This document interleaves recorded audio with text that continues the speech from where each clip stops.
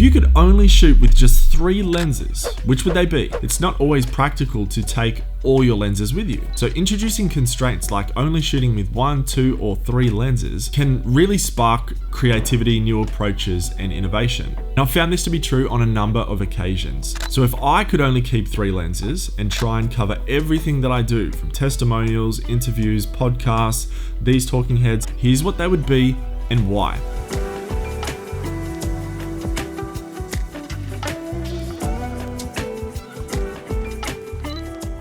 Lens number 1 is the Sigma 20mm 1.4. This is the most recent addition to my kit. Now, for a long time, I actually had the 16-35 f4 in its place. It was actually the first lens I ever got. Now, the reason why I upgraded this in the last 6 months was because all I needed was the wide shot. I didn't need to be able to rack between like a 16 wide shot and a medium 35mm shot. I also needed to manage low light conditions much better than I was.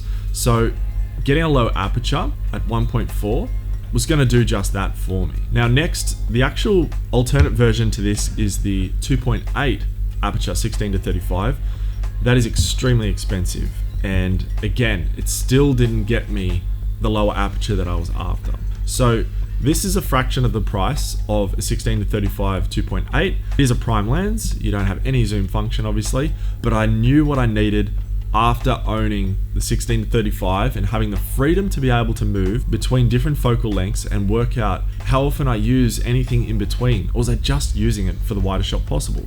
Now you might ask, when do you need a wide shot? Well, anytime that you're establishing a new scene, it might be some wide shots of the building that you're in, then the room that you're in. Also, it's very useful for when you don't have a lot of room. So if you're in a tight and confined space and you're really close to the subject, anything other than a really wide lens is gonna be too close to the subject for you. Also, being 20mm, I find that the lens distortion in the wide angle is far less. The image is a lot more flat, I guess you'd say. With the 16mm, you do get a bit of that fisheye look to the shot. And like I said before, it's just at a far better price point. So again, having a wide lens in my kit with low light functionality and a low aperture, going to give me a nice, clean, crisp image, was extremely important to my kit. And that's why it takes a place in my bag as one of my 3 lenses. Lens number 2. 24-70 2.8.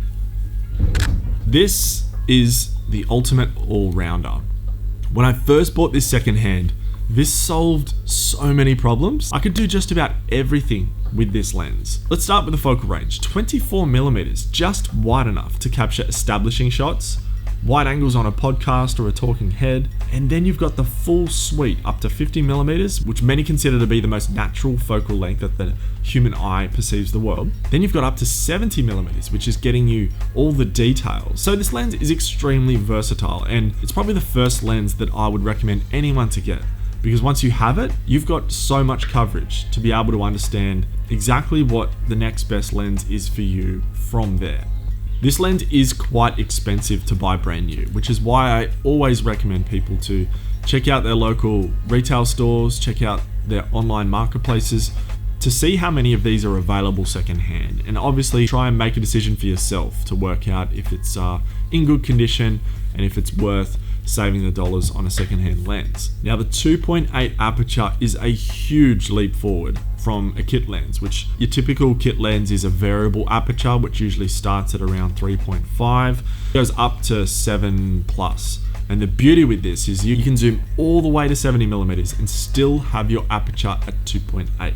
It's just so versatile to capture a full suite of wide, medium, and close-ups.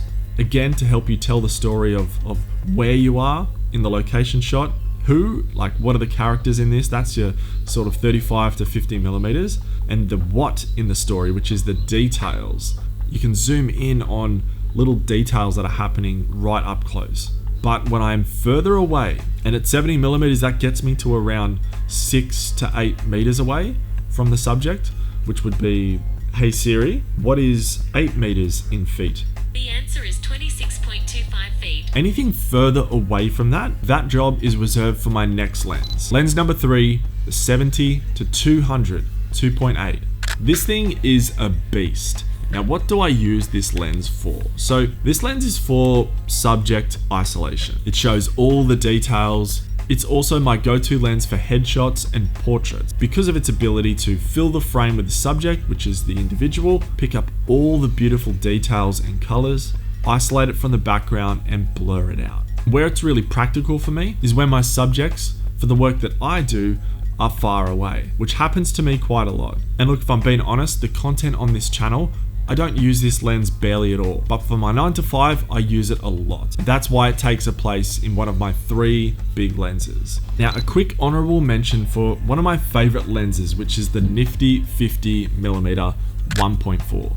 This was the first low aperture lens when I'm filming interviews, testimonials, podcasts. This doesn't get much of a run on site because of its lack of versatility for the work that I do. But again, this focal length, 50mm, is widely regarded as the most natural looking to the human eye. And being at 1.4 aperture, it can handle low light and provides a beautifully crisp image with a ton of bokeh in the background. For anyone who wants to shoot testimonials, talking pieces, project work of that nature for clients, when I've got a very specific video to execute and a controlled environment in which to do it. As soon as the environment starts changing, like your subjects are moving in distance between you, zoom lens like the 24-70 is just so much more practical. I also love it because it's so small and lightweight. It's great on a gimbal. It doesn't add much weight or space to your camera bag. So I've obviously got coverage with the 50mm in my 24-70mm, but it's at a 2.8 aperture. And that's the reason why it doesn't make my top 3, because I've got coverage of it, but if I only could choose 3, unfortunately, this would be staying in my toolkit. The Creator Toolkit is a free newsletter for ambitious content creators. If you're enjoying this YouTube channel, check out the newsletter for a more detailed written version of my YouTube videos. Thanks for watching. I'll see you on the next one.